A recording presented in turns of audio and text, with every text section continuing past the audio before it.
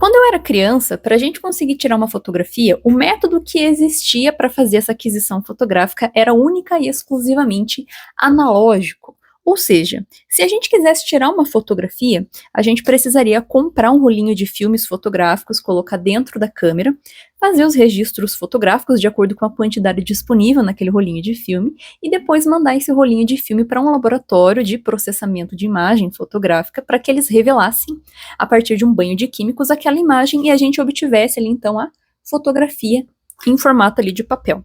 Perfeito. Hoje em dia, nós temos as fotografias de um modo muito mais prático, né, pelo nosso telefone celular, ou até mesmo pelas câmeras digitais, uma baita de uma evolução. E a radiologia médica passou exatamente pelo mesmo processo de evolução com relação às imagens médicas.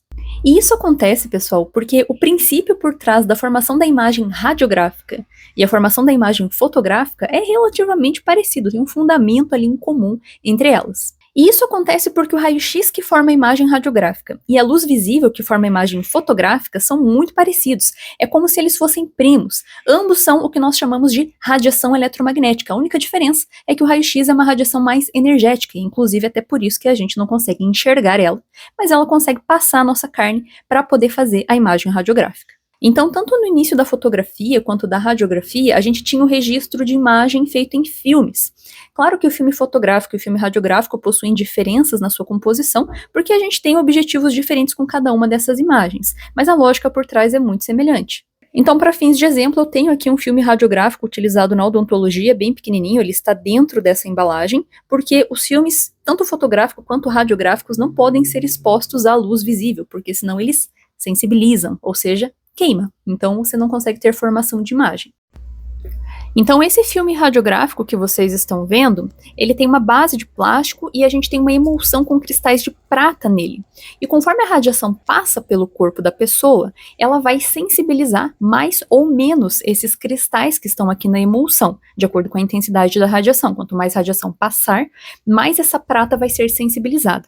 E aí a gente precisa passar esse filme radiográfico por um banho de químicos para poder revelar essa imagem e fixar essa imagem nessa base plástica para ela não sumir. Então a gente consegue ver a diferença da passagem da radiação pelas estruturas e essa diferença de contraste mostra pra gente a anatomia do corpo humano em forma de radiografia. Mas tal como aconteceu com a fotografia, a radiologia também passou por essa evolução digital e hoje, tal como nós temos câmeras fotográficas digitais, a gente também tem sensores de radiografia digital, que aqui dentro tem um dispositivo que é muito semelhante com alguns dispositivos de câmeras fotográficas que serve justamente para poder capturar a radiação que passa pelo corpo do paciente em maior ou menor quantidade, da mesma maneira como o processamento anterior, mas com a diferença que ao invés de eu ter que fazer um processamento analógico com um banho de químicos, a informação que é capturada por esse sensor vai diretamente para um computador, então nós obtemos uma imagem digital.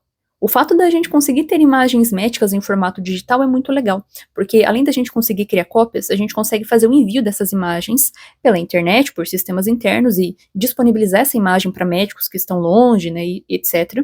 Mas o principal é que a gente consegue fazer um pós-processamento, ou seja, da mesma maneira que se em uma fotografia digital eu consigo trabalhar a qualidade de imagem com o Photoshop, com uma radiografia digital eu consigo também trabalhar a qualidade de imagem com programas específicos para isso e melhorar a qualidade daquela imagem para beneficiar o diagnóstico do paciente. É claro que, se eu quiser imprimir a imagem radiográfica, eu consigo. Existem impressoras que fazem a impressão das películas, tal como uma película analógica, né? Mas é mais comum que a gente utilize em formato de imagem médica digital. Paola, mas qual que é melhor? Processamento analógico ou processamento digital? Depende, né? É muito relativa essa pergunta. Existem pontos positivos e negativos em ambos os processamentos, então é uma pergunta muito ampla que não cabe em um vídeo de internet respondê-la. Precisaríamos de mais tempo para isso. Mas, de modo geral, indiferente do método de processamento, a imagem vai exibir exatamente as mesmas coisas, exatamente os mesmos objetivos, né? O objetivo vai ser atingido.